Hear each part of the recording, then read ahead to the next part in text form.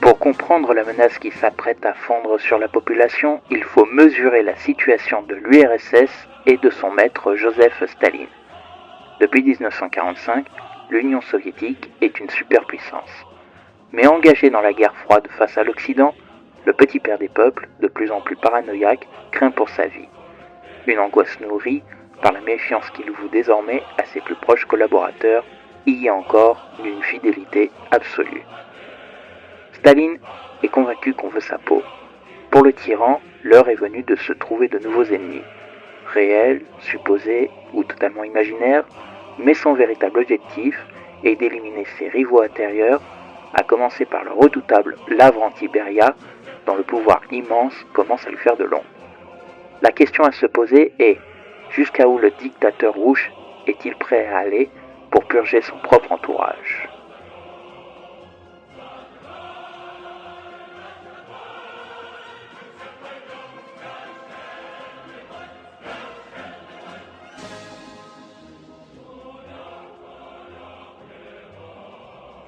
Au petit matin donc du 13 janvier 1953, le journal officiel du Parti communiste, la Pravda, va faire une annonce choc en annonçant donc l'arrestation d'un groupe de médecins, en grande partie juifs, accusés de complot au service de puissances étrangères.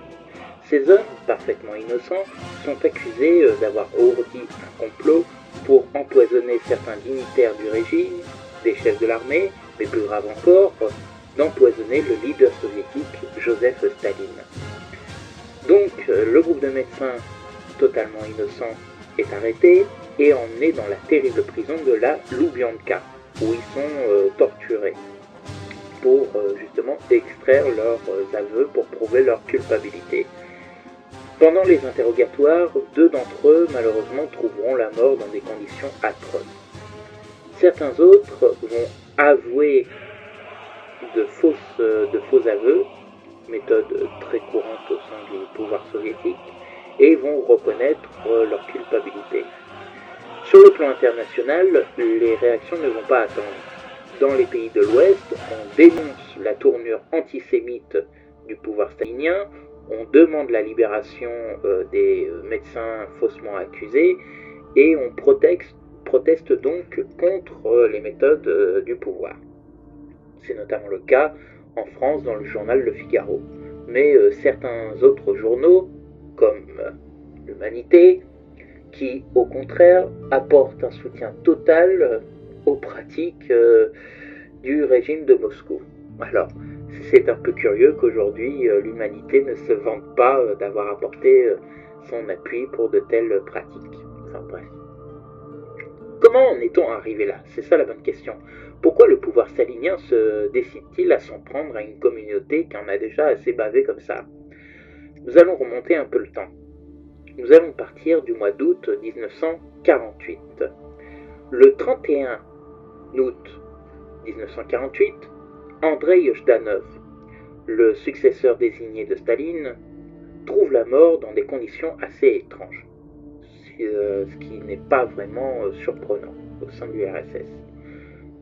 Seulement, le lendemain de sa mort, sa cardiologue personnelle, une certaine Lydia Timachuk, décide d'envoyer une lettre de dénonciation au ministère de la Sécurité d'État, le MVD, en accusant les médecins de Jdanov de l'avoir empoisonné. Pourquoi cette femme se met-elle à envoyer une lettre comme ça? Bon, après tout, c'est une pratique assez répandue. Mais voilà, c'est une question à se poser. Il faut comprendre que Jdanov était malade depuis un certain temps, qu'il avait de graves problèmes de santé et que ses médecins n'étaient pas vraiment d'accord sur le diagnostic. D'ailleurs, la cardiologue Timachuk avait émis des hypothèses contraires à celles de ses confrères et lors de la mort de Jdanov, elle avait eu peur un peu pour sa vie car elle pensait qu'on lui mettrait tout sur le dos. Alors elle a préféré prendre les devants et d'envoyer une lettre de dénonciation. Magnifique comme procédé. La lettre est remise à Staline qui va mettre cette lettre donc de côté, au grand soin, où elle ressortira bien plus tard. De 1948 à 1953, les choses vont s'accélérer, mais pas toujours comme on l'espère. Premièrement, le jeune État hébreu d'Israël vient de voir le jour. L'URSS reconnaît le droit à l'existence de ce jeune État, ce qui est une bonne chose, et va même lui fournir des armes pour se défendre contre les pays arabes. Mais le problème, c'est que Israël va de plus en plus se rapprocher des États-Unis, en guerre froide contre l'URSS, et donc pour Staline, qui est de plus en plus atteint de folie, va trouver que Israël est devenu un pays ennemi. Un ennemi de l'extérieur soutenu par des ennemis de l'intérieur. Et là, je pense que vous savez à quoi je fais référence, enfin plutôt à qui je fais référence. Staline s'est mis en tête donc de s'en prendre à la communauté juive de l'Union soviétique. En 1948, Staline va procéder à la dissolution du comité antifasciste juif qui lui avait été pourtant utile pendant la guerre, et en plus de cela, il va faire arrêter et exécuter ses principaux membres. Après ça, Staline va aller encore plus loin, il décide de dénoncer ce qu'il appelle le cosmopolite sans racines, une expression totalement inventée pour, entre autres, justifier sa lutte contre les citoyens juifs qui, en réalité, n'ont prêté aucune allégeance envers l'URSS. Il faut savoir que derrière ces arrestations et ces exécutions se cache en réalité une ordite machination. Staline s'est mis en tête d'éliminer donc certains hommes qui lui étaient proches par le passé, dont Lavrenti Beria, que je vous avais cité au début de l'épisode. Beria est un homme cruellement intelligent, qui a un pouvoir et une notoriété telle que Staline ne peut pas le dégommer de manière ouverte. Il a besoin d'un prétexte. Beria avait dirigé les services de renseignement et de sécurité de 1938 à 1946 et donc pour Staline il est devenu une cible à abattre. Mais pour justifier justement sa mise à mort, il faut arriver à prouver sa culpabilité. Donc si on arrive à prouver que Beria est incompétent, voire qu'il est mêlé à des activités anti-parti, alors là, l'occasion serait magnifique pour s'en débarrasser. Staline va charger Viktor Abakoumov, qui a pris la relève de la police politique, pour monter un dossier contre Beria, notamment en utilisant les origines juives de celui-ci. Mais Abakoumov, qui n'est pas idiot, bien que très brutal, comprend que les jours de Staline sont comptés et que Beria serait l'homme le plus amène pour le remplacer. Donc avoir Beria dans la poche serait pas trop mal. Abakoumov décide donc de ralentir la procédure et de camoufler le dossier, on va dire. Mais en 1951, Staline décide de mettre Abakoumov de côté pour incompétence et c'est finalement Mikhail Vryomin qui va prendre la relève et qui va donc s'occuper de l'interrogatoire des futures personnes accusées. La lettre de Timachuk, où elle accusait ses confrères va refaire surface en 1952 et elle va permettre aux hommes de Staline de procéder à un nombre très important et inquiétant d'arrestations visant avant tout les médecins et les pharmaciens, accusés donc de complot, le fameux complot des blouses blanches. Donc.